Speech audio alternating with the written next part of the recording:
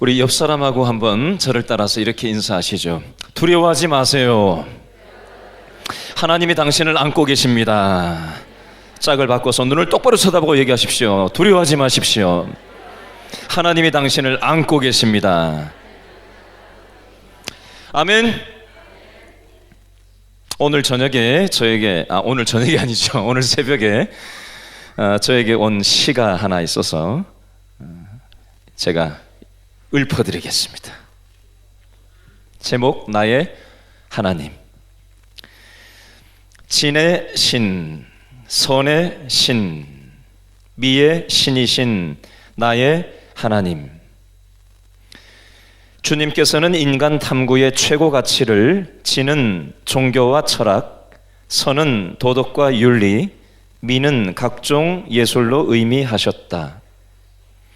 하나님의 세계는 참으로 아름답다. 샤론에 백합하는 순결 미, 레바논의 백향목은 능력의 미, 감람나무는 결실의 미, 밤하늘의 뭇별들은 소망의 미, 아침 해는 광명의 미. 주님께서는 이 세상 자연을 아름답게 가꾸셨다. 봄꽃의 만바람, 여름의 녹음 방초, 가을의 붉은 단풍, 겨울의 하얀 눈. 내가 아직 이곳에 남아 하나님께서 가꾸어 주신 아름다운 형상을 볼 수 있어 행복하고 주님께 감사와 영광, 찬송 올린다. 2019년 3월 10일. 저는 이 시를 읽고 첫 번째 들었던 마음이 참 감사하다라는 마음이 들었습니다. 왜냐하면 이분은 7년 전에 아내를 천국에 먼저 보내고 지금 혼자 살아가고 계신 80대 초중반쯤 되신 남자분입니다. 부인이 먼저 천국에 가고 나서 7년 동안 매일 아침마다 저에게 시를 지어서 한 편씩 보내주고 계신데 그동안 대부분의 시에서는 항상 외롭다라는 정서가 항상 따라다녔었어요. 그런데 자신의 기계적으로 반복되는 일상생활 속에서 오늘 보내준 시에 가만히 보면 하나님이 함께 계신다라는 그 표현을 가지고 있는 걸 보면서 제 마음속에 감사한 마음이 들었던 겁니다. 사실 우리가 살아가는 이 세상의 일상생활은 흥미로운 일들보다는 기계적으로 반복되는 무의미한 일상의 반복처럼 느껴질 때가 많이 있습니다. 오늘 본문 여호수아 12장에도 도대체가 어딘지 알지도 못하는 많은 땅 이름들과 수많은 왕들의 이름들이 나열되어 있습니다. 우리 다 같이 여호수아 12장 1절부터 5절 말씀을 다시 한번 정신을 바짝 차리고 읽어보도록 하겠습니다. 다 같이 읽어볼까요? 12장 1절부터 5절까지 시작. 이스라엘 자손이 요단 저편 해돋는 쪽 곧 어디요? 아르논 골짜기에서 어디까지? 헤르몬 산까지의 동쪽 온 어디요? 아라바 광야를 차지하고 그 땅에서 쳐 죽인 왕들은 이러하니라. 두 왕의 이름이 나오는데 2, 3절에 왕이 하나 나오고 4, 5절에 두 번째 왕이 나옵니다. 2절 시작. 어떤 왕? 시혼은 어디요? 헤스본에 거주하던 아모리 족속의 왕이라. 그가 다스리던 땅은 어떤 땅이죠? 아르논 골짜기가에 있는 아로엘에서부터 골짜기 가운데 성읍과 길르앗 절반 곧 암몬 자손의 경계 얍복강까지이며 또 동방 아라바 킨네롯 바다까지이며 또 동방 아라바의 바다 곧 염해의 베디오 시못으로 통한 길까지와 남쪽으로 비스가 산기슭까지이며 두 번째 왕의 이름이 나옵니다. 4절 누가 나오죠? 옥은 르바의 남은 족속으로서 아스타롯과 에드레이에 거주하던 무슨 왕? 바산의 왕이라. 이 사람은 어떤 땅을 다스렸죠? 그가 다스리던 땅은 헤르몬 산과 살르가와 온 바산과 및 그술 사람과 마아가 사람의 경계까지의 어디 절반? 길르앗 절반이니 이름이 헤스본 왕 시혼의 경계에 접한 곳이라. 아멘. 도대체 이게 무슨 내용인지 알아먹으시겠어요?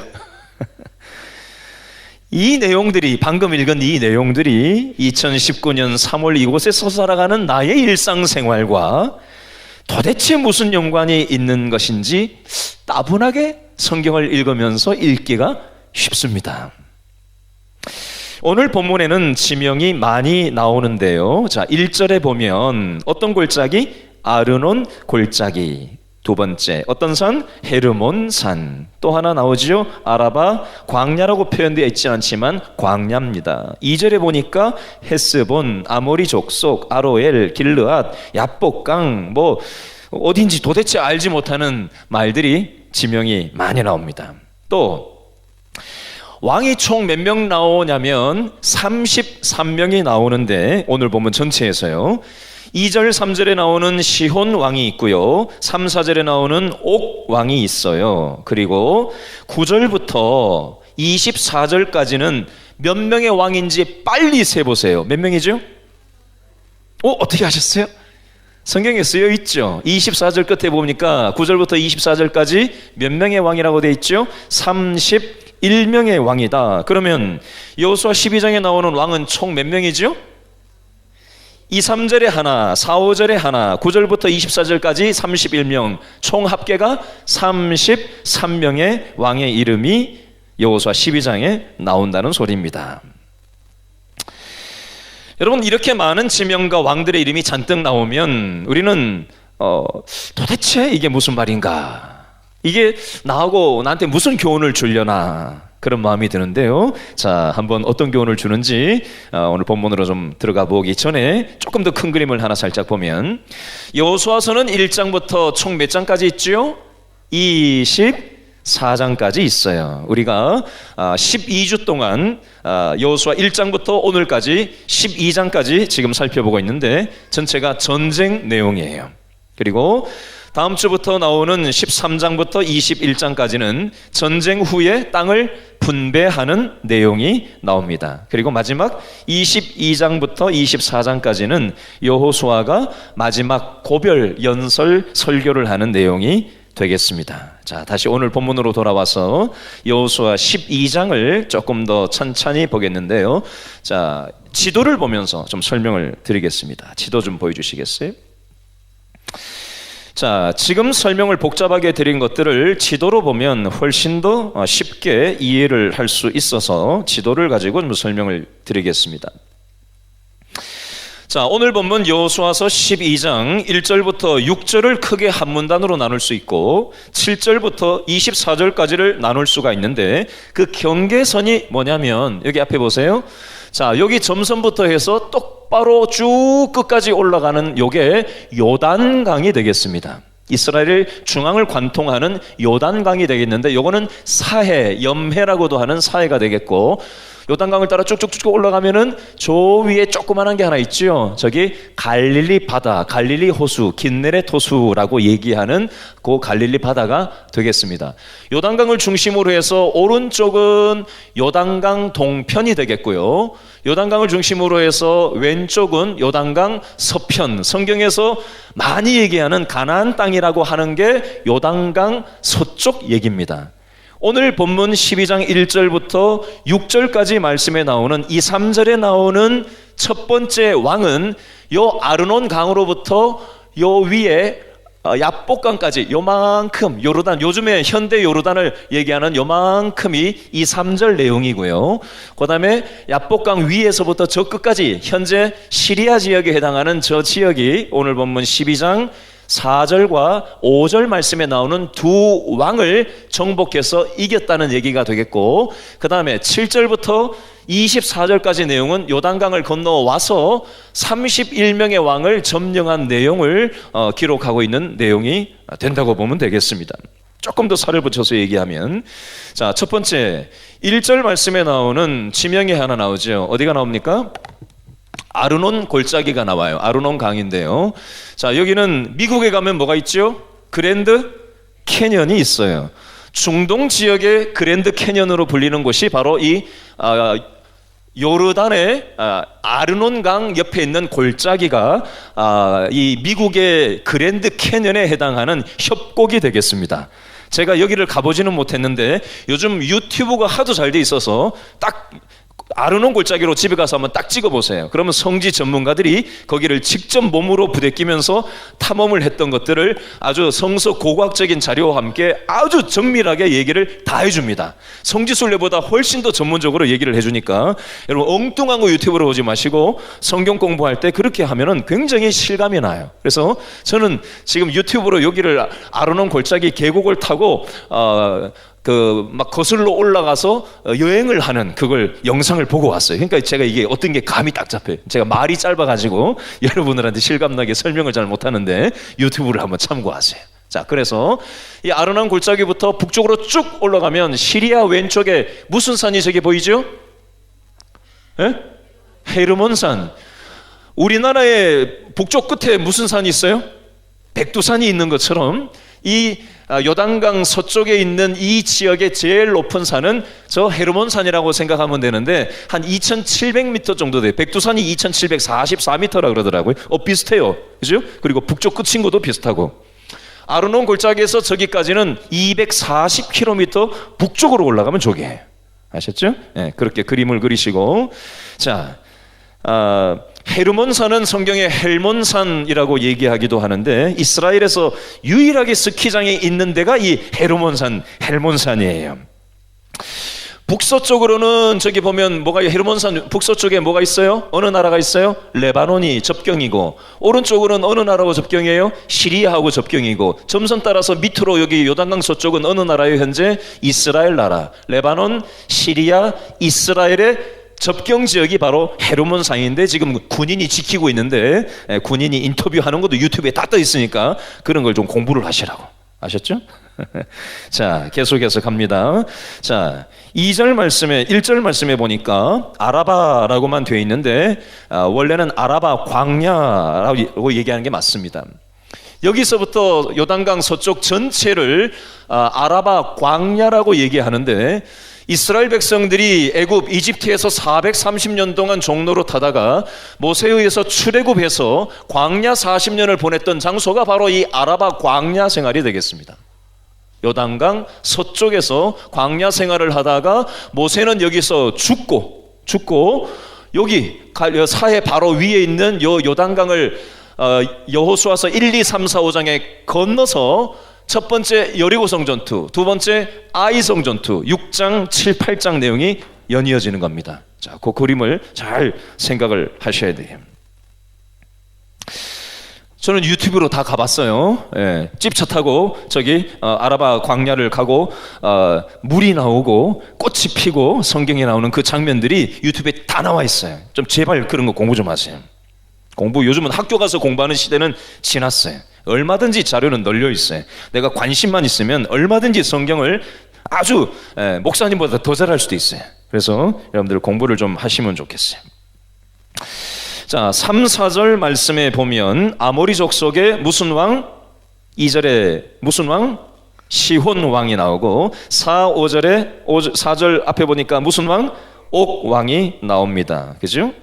아모리족 속의 왕 시혼과 바산 왕 옥을 물리친 것은 이스라엘 백성들 자신의 힘이 아니었습니다. 하나님이 이기게 하셨어요. 여러분, 이스라엘 백성들에게는 무기가 없었어요. 아모리 왕 시혼과 바산 왕 옥은 최신식 무기와 전투력을 갖춘 나라였는데요. 이 지역은 영상에 제가 찾아보니까 물이 굉장히 많아요. 이 아르논 골짜기 타고 이렇게 올라가는데 물살이 얼마나 센지 계곡에 계곡 높이가 한 1km가 넘어요. 1km. 미국의 그랜드 캐년이 뭐 몇 킬로짜리 막 이렇게 쫙 계곡이 되어 있는 것처럼 그 정도는 아니지만 여기도 중동의 그런 비슷한 데이기 때문에 아주 협곡이 대단합니다. 그래서 물살이 굉장히 세요. 거기는 이제 막 여행하는 모습을 설명하면서 하는 걸 쭉 봤는데요. 물이 굉장히 많고 이 아라바 광야에는 두 번째로 구리 매장량이 대단합니다. 구리 매장량이 예수님 오시기 4,000년 전부터 여기서 구리 광산이 활발해서 인근에 있는 중동 여러 나라들이 이 구리를 어떻게든지 자기 손아귀에 넣기 위해서 요즘 현대 요르단, 시리아 이 근처, 요즘도 전쟁 중동에 많잖아요, 그죠? 그 당시에는 물이 굉장히 중요했단 말이에요. 사막 지역이니까, 광야니까 물이 중요하고, 그래야지 먹고 살잖아, 그죠? 물이 중요하고, 또 구리가 있어야지 이게 또 뭔가 생산을 여러 가지로 기여하게 쓰니까 구리를 얻기 위해서 이 지역에 과거부터 무지하게 전쟁이 치열했던 장소였습니다. 근데 모세가 이스라엘 백성들 200만 명을 이끌고 이집트에서 출애굽해서 광야로 해서 이 지역을 지나서 이 가나안 땅으로 요단강을 건너 가려고 하다 보니 이 지역을 거치지 않을 수 없었어요. 근데 이 사람들 입장에서는 저 이스라엘 저놈들이 우리 물을 빼앗으려고 왔나 보다, 우리 구리를 빼앗으려고 왔는가 보다 하고 우리는 그냥 지나만 가겠다고 신명기 민수기 같은 데서 얘기를 했는데 그 말을 곧이곧대로 듣지 않고 전쟁하려고 싸우려고 대들었단 말이에요. 그래서 하는 수 없이 이스라엘과 한판 붙은 거죠. 그래서 지금 전쟁이 이스라엘이 이기게 됐다라는 내용이 지금 여기 나오고 있습니다. 여러분, 아모리 족속의 왕 시혼과 2, 3절, 바산의 왕 옥을 4, 5절 어떻게 이길 수 있었을까요? 그 비결이 6절 말씀에 나와 있는데, 자, 6절 말씀을 한 번 더 읽어보겠습니다. 6절 시작. 누구? 여호와의 종 모세와 이스라엘 자손이 그들을 치고, 누구요? 여호와의 종 모세가 그 땅을 루벤 사람과 갓 사람과 문에사반 지파에게 기업으로 주었더라. 제가 2번 강조하면서 읽었어요. 밑줄을 그으세요. 모세는 모세인데 어떤 모세라고 수식어가 붙어 있죠? 여호와의 종 모세. 또 하나, 여호와의 종 모세라고 반복 강조를 성경은 그냥 하는 게 아닙니다. 430년 동안 이스라엘 백성들은 어디에 종으로 살았죠? 이집트, 애굽의 종으로 430년을 살았습니다.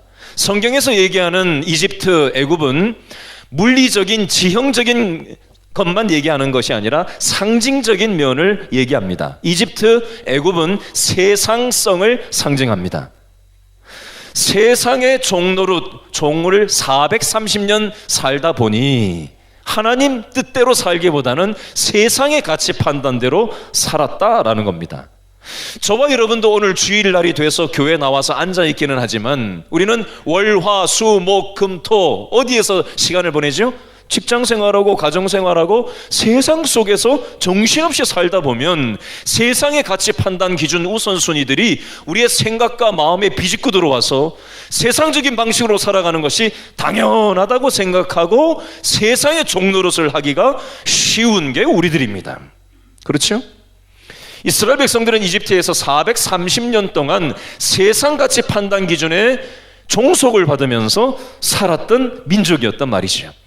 근데 하나님께서 하나님의 때가 되매 모세를 세우셔서 출애굽하게 하시고 광야, 아라바만 광야에서 40년 동안 세상에 쩌들어 있던 세상의 종노릇하던 가치 판단 기준과 습관과 말투와 이런 것들을 하나님께서 2주일 만에 건너갈 이 요단강을 40년 동안 광야에서 뺑뺑이를 돌리시는 거예요. 왜요? 우리 속에 아주 철저하게 세상적인 생각이 있거든요. 철저하게 이기적이고 철저하게 내 욕망을 중심으로 살아가는 못돼 먹은 습성이 있기 때문에 그런 사람 가지고는 하나님은 하나님의 일에 사용하실 수가 없기 때문에 하나님께서 아라바 광야에서 철저하게 훈련을 시키신 거예요. 여러분, 6절 말씀해 보니까 애굽의 종이라고 되어 있지 않고 세상의 종이라고 되어 있지 않고 누구의 종이라고 모세를 표현하죠? 여호와의 종 모세와 이스라엘 백성. 또 한 번 여호와의 종 모세라고 표현을 하고 있는 게 그런 배경에서 나온 겁니다. 이스라엘은 430년 동안 그동안 세계 최강대국이었던 애굽의 종으로 살았어요. 그러나 이제는 여호와의 종으로 자신을 소개하고 있습니다.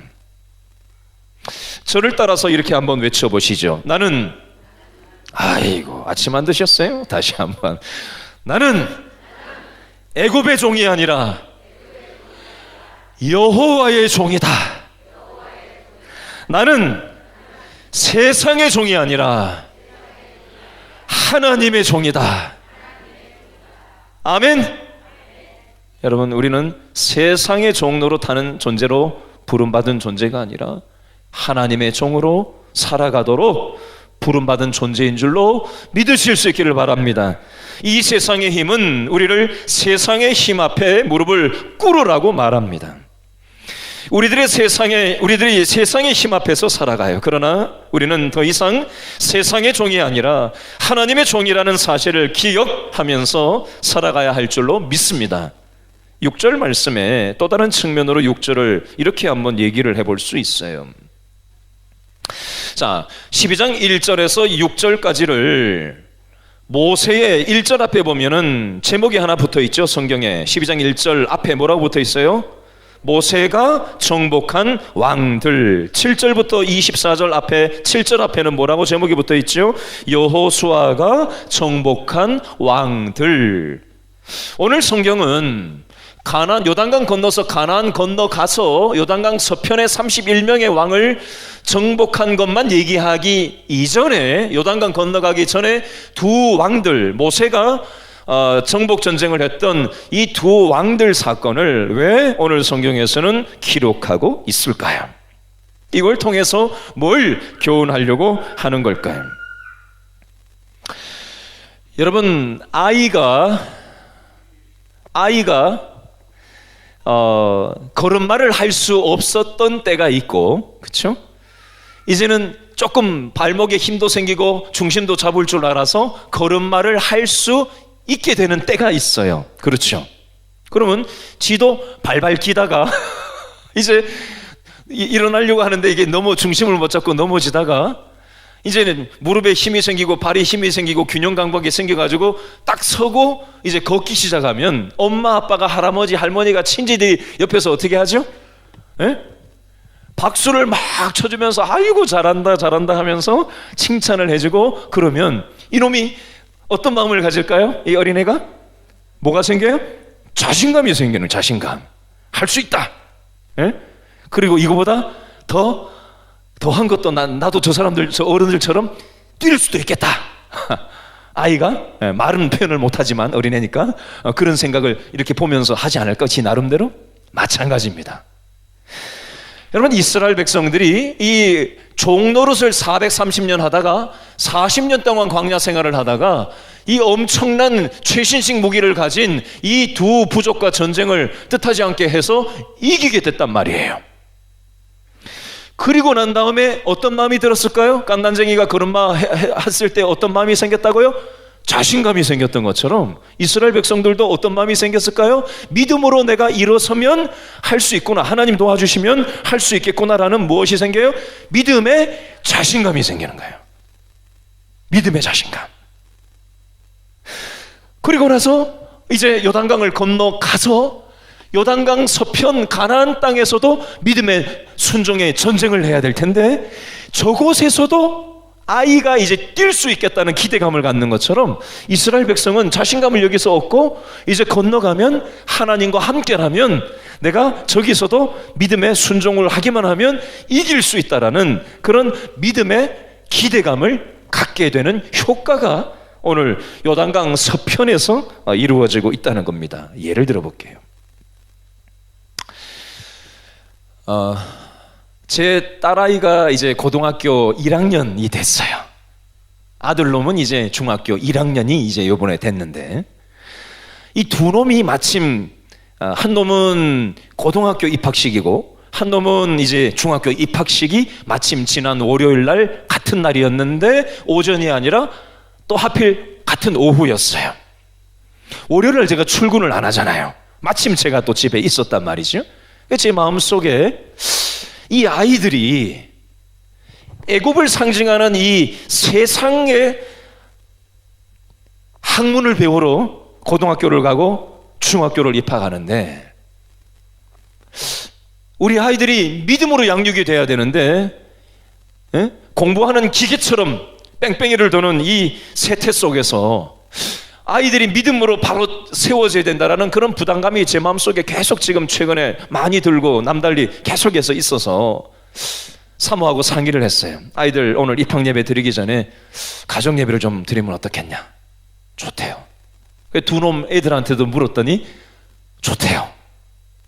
그래서 성경을 가지고 와봐라 해가지고는 앉아가지고 가정 예배를 진짜 오랜만에 드리게 된 거예요. 가정 예배를 드리다가 제가 찬양을 하다가 울었어요. 울었다고요. 눈물을 흘리면서 제가. 왜요? 어떤 마음 때문에요? 이 아이들이 세상의 교육보다 하나님을 잊지 않는 아이들이 돼야 되는데 하나님 그 마음이 있다 보니까 그 찬양을 부르면서 그 눈물이 나오는 마음이 들었나 봐요. 말씀을 나누고 사모하고 제가 겉에 있고 두 놈을 가운데 앉혀놓고 사모가 기도하고 제가 기도하려고 사모한테 기도를 하라 그랬더니 또 사모가 또 뭐 기도하다 말고 또 막 우네. 왜요? 이 아이들이 세상 가치 판단이 난무하는 애국과 같은 세상 속에서 믿음으로 살아내야 되는데 안타깝기도 하고 공부에 쩌들어서 살아가는 게 엄마 아빠 마음에서 안타깝기도 하고 믿음으로 바로 세워져야 되는데 걱정스럽기도 하고 이런저런 마음이 복합적으로 일어나다 보니까 그렇게 울고 같이 또 부둥켜 안기도 하고 막 그렇게 예배를 드린 것 같아요. 가정 예배를 드리고 나서 또 오늘 말씀을 준비하면서 이게 문득 생각이 났어요. 여러분 목사지만 이렇게 맨날 마이크 들고 여러분 앞에서는 설교하는 모습만 보이겠지만 저는 설교만 한다고 이 시간을 보내진 않잖아요. 한 주 동안 한 주 168시간 중에 설교하는 시간은 몇 시간 안 돼요. 물론 준비하는 시간이 더 많지만 저도 가정생활이 있고 여러 가지 또 세상 일들이 있잖아요. 그죠?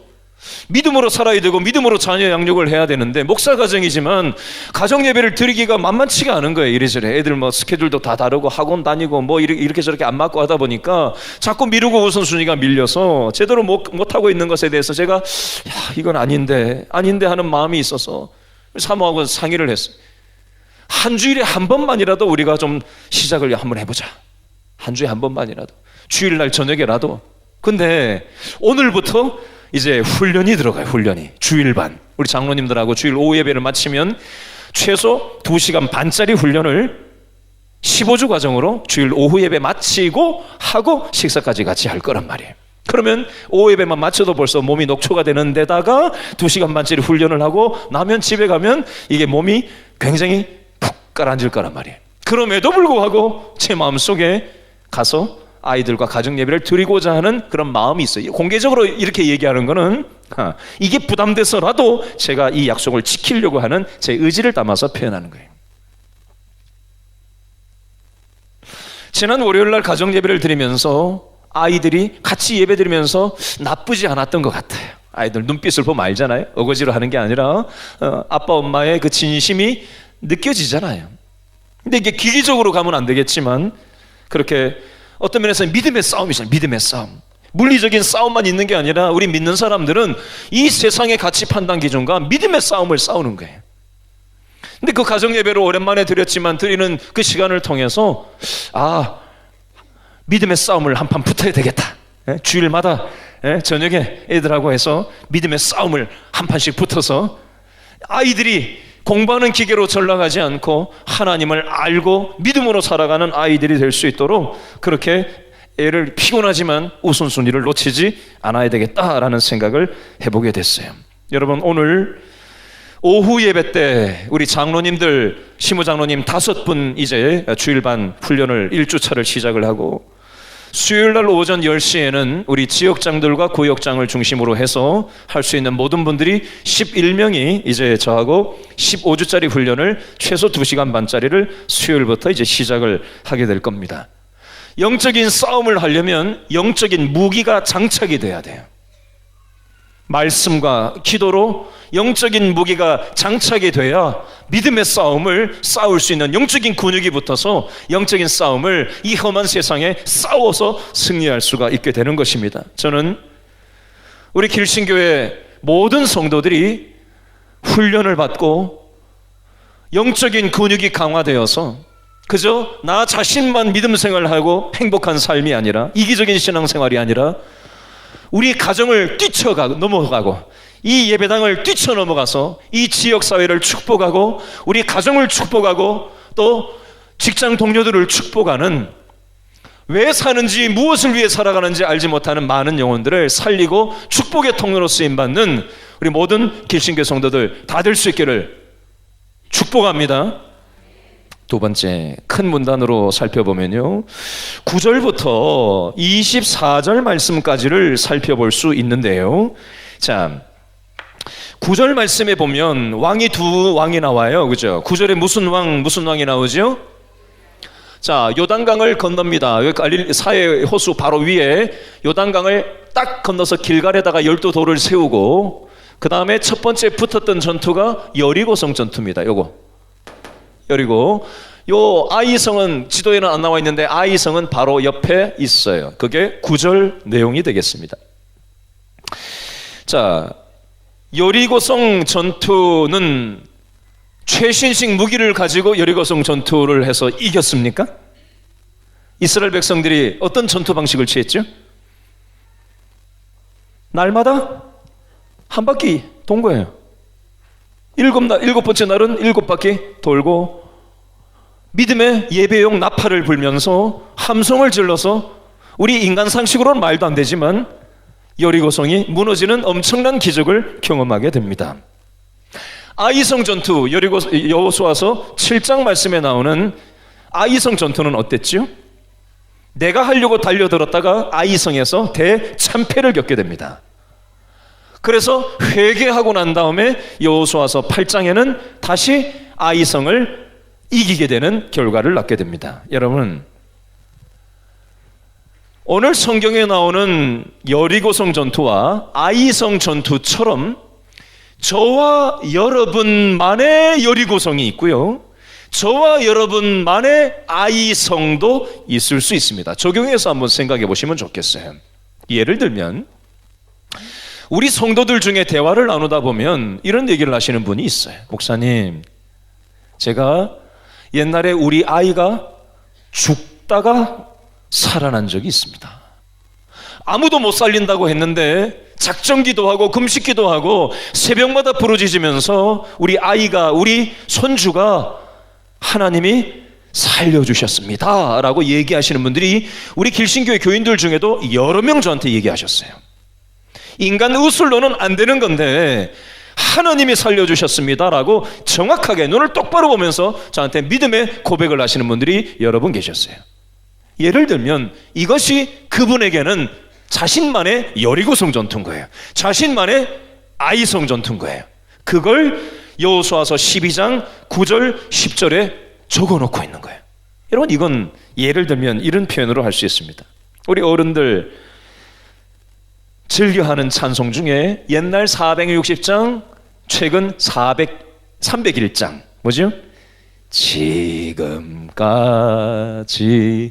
지내온 것 주의 크신 은혜라. 이 지금까지 지내오면서 하나님의 은혜로 내 자식을 살려주시고, 어려움 속에서 하나님께서 위기에서 넘겨주시고, 숱한 눈물과 두려움과 불안과 아픔 속에 인력으로, 인간의 힘으로, 보잘것없는 나의 최선으로는 할 수 없지만 하나님이 도와주셨기 때문에 내가 이 위기를, 인생의 어려움을 넘길 수 있었다라고 하는 고백이 깔려있는 지금까지 지내온 것 주의 크신 은혜라. 내가 한 게 아니고 하나님이 은혜로 이기게 하셨다는 거예요. 나만의 여리고 전투에서, 나만의 아이성 전투에서. 그걸 오늘 여호수아서 12장 9절부터 여리고 왕을 이기고 아이 왕을 이기고 10절, 11절, 12절에 예루살렘, 헤브론, 야르뭇, 라기스, 에글론 왕은 남부 지역 연합 전투를 얘기합니다. 여기 예루살렘을 중심으로 해서 헤브론 나오지요. 요 5 부족이 연합체를 이루어서 길갈에 있던 이스라엘 백성들과 남부 전투를 연합으로 해서 했다라는 내용. 그때 하나님이 역시 이기게 하셨다라는 것을 기록하는 거예요. 달랑 이름만 적는 게 아니라 어떤 상황 속에서 하나님이 이기게 하셨는지를 마음에 머금고 하나님의 은혜로 이기게 하셨다 라는 것을 생각하고 눈물 콧물 쏟으면서 이걸 기록을 하는 거예요.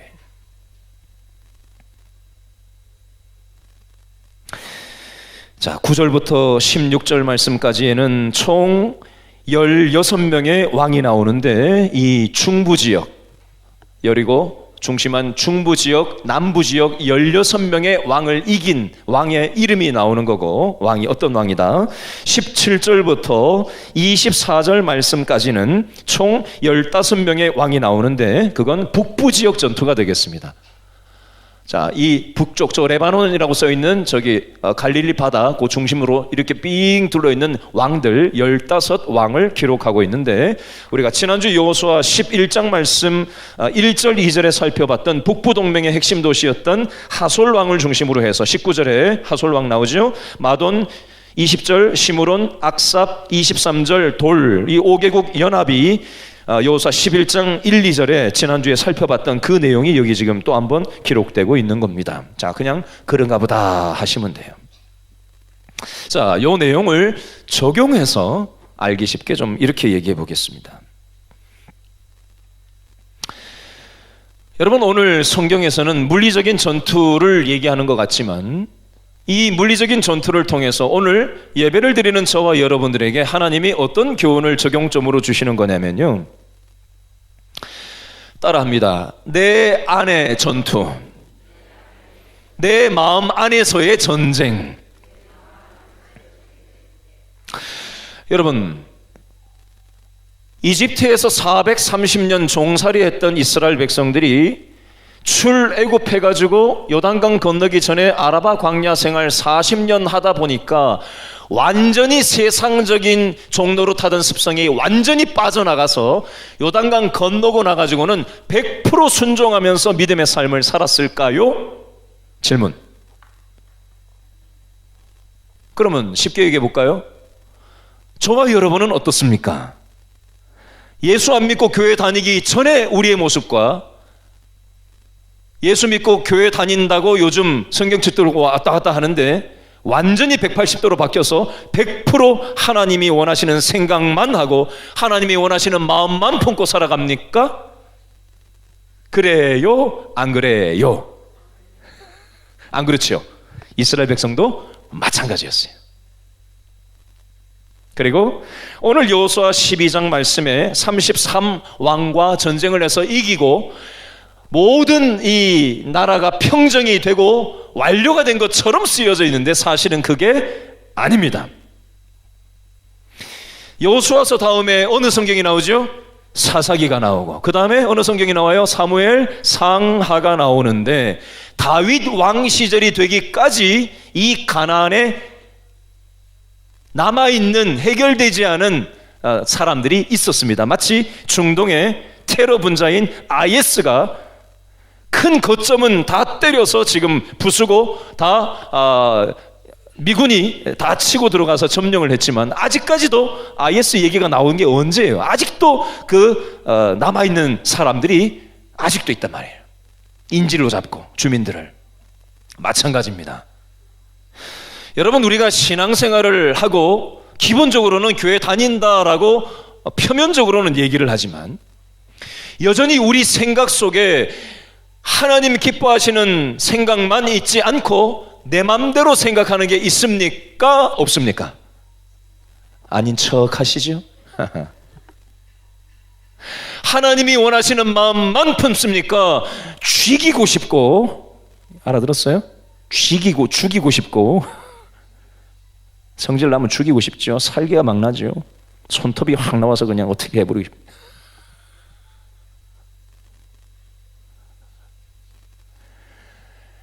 용서하지 못하고 미워하고 판단하고, 예를 들어볼까요? 조금 세밀하게 예를 들어볼까요? 우리에게는 모난 성격이 31개 왕처럼 우리의 마음의 31개의 왕을 한번 예를 들어 볼게요. 모난 성격, 세속적인 꿈, 회개하지 않는 죄, 악습, 교만, 사랑하지 못하는 것, 돈에 인색한 것, 이기심, 위선, 자식밖에 모르는 삶, 사치, 영적 무관심, 다른 사람을 위해서 기도하지 않는 것, 형식적인 교회 생활, 게임 중독, 유익하지 못한 소일거리로 시간을 보내는 것, 금전을 낭비하는 것, 음란한 상상을 하는 것, 예수님을 사모하지 않는 것, 안일 무사주의, 시기심, 성경 보지 않는 것, 어려운 사람을 무시하면서 사는 것, 속이는 것, 뇌물 주고받는 것, 이중생활, 직권을 오용하는 것, 부정축제, 향락, 세속주의, 기타 등등등등. 시간이 없어서 다 얘기 못해. 31개 왕만으로 끝난 게 아니라 계속적으로 우리 속에 해결해야 될, 뿌리 뽑아야 될 하나님이 기뻐하시지 않는 생각과 마음으로 하루에도 수없이 요동치는 우리들의 모습이 아닙니까? 끝난 게 아니에요. 여러분, 여리고성 전투, 아이성 전투, 남부 연합군과의 전투, 북부 연합군과의 전투, 33개 왕과의 전투 가운데 이스라엘 백성들이 내 힘으로 한 게 아니라 하나님이 함께 하셨기 때문에 이길 수 있었던 겁니다. 마찬가지입니다. 저와 여러분의 내면 속에 해결되지 못한, 용서하지 못하는 마음도 내가 이빨 깎게 물고 용서하려고 아무리 해도 안 돼요. 미워하는 그 마음은 내가 이빨 깎게 물고 미워하지 말아야지 한다고 해서 되는 게 아니에요. 하나님이 그 생각과 마음을 녹여주셔야, 하나님이 은혜 주셔야, 성령께서 터치하셔야 이게 가능한 겁니다. 저는 우리 길신교회 성도들이 말씀과 기도로 훈련을 받고, 사실 오늘 개강하는 주일반 장로님들 사실 굉장히 안쓰러워요. 왜냐하면 일주일을 너무나도 힘들게 살아가시는 분들이에요. 한 번씩 오후 예배 마치고 임시 당회를 하려고 앉아 있으면은 금방 막 앉았는데 어떤 장로님은 막 꾸벅꾸벅 이게 막 졸아요. 얼마나 피곤하면. 그렇게 치열하게 한 주간 살아가시는 분들을 매주 붙들어 놓고 제가 2시간 반짜리 훈련을 처음에 한다고 했더니 이 장로님들이 아주 막 기가 질리셔가지고 말씀을 못 하시더라고요. 그럼에도 불구하고 말씀과 기도로 무장이 되고 영적인 무기를 장착해야만 우리를 집어삼킬 듯이 달려드는 세상을 믿음으로 돌파해서 싸워 이길 수 있기에 제가 장로님들한테, 안쓰럽지만 제가 장로님들한테 훈련을 좀 하셔야 되겠습니다. 너무 안쓰럽지만 하셔야 되겠습니다. 장로님들이 힘들지만 그렇게 해보겠노라고 그렇게 함께 결정을 하고 오늘부터 15주짜리 훈련을 지금 들어가는 거예요. 장로님들 아니라 지역장들, 구역장들도 마찬가지예요. 다 일정이 있고 일도 해야 되고 손주도 봐야 되고 뭐도 해야 되고 다 바쁜데 여러 사람을 다 한 시간에 몰아서 맞춘다는 게 보통 일이 아니었어요. 어제까지도 조율했어요, 시간을. 어쨌든 수요반도 11명이 지금 훈련을 시작을 합니다. 여러분, 이번에 상반기 2019년도 상반기 훈련을 시작으로 이제 하반기에도 또 주중반 하나, 주일반 하나 두 팀을 또 할 거고요. 그 다음에 2020년이 되면 또 다른 훈련도 추가해서 앞으로 계속해서 훈련하는 교회 방식으로 교회 영적 체질 개선이 이루어져 나갈 겁니다. 여러분, 제가 인도자가 아니라 성령 하나님께서 인도자가 되실 수 있도록 여러분 기도해 주셔야 합니다. 사람이 하는 게 아니에요. 목사도 하나님을 의지하지 않으면 자기 소리 하게 돼 있어요. 자기 생각 얘기하게 돼 있어요. 여러분, 제가 하나님 앞에 완전할 수는 없지만 어떻게든지 하나님 기뻐하시는 뜻대로 바로 날마다 설 수 있도록 여러분 기도해 주시고, 우리 장로님들이 먼저 훈련되고, 우리 지역장들, 우리 구역장들이 먼저 훈련되고, 자기 자신만을 위해서가 아니라 연약한 자들을 품을 수 있는 축복의 통로로 세워질 수 있도록, 그래서 우리 교회 안에 영적인 훈련이 왕성하게 일어나서 우리의 문제 안에 갇혀 있는 것이 아니라 이 예배당 울타리를 뛰쳐나가서 세상을 섬기고 세우고 살리는, 왜 사는지 무엇을 위해서 살아야 되는지 소망 없는 이 땅 가운데 소망의 이유를 얘기해 줄 수 있는 우리 길신교의 모든 성도들 되어줄 수 있기를 바랍니다. 기도하겠습니다.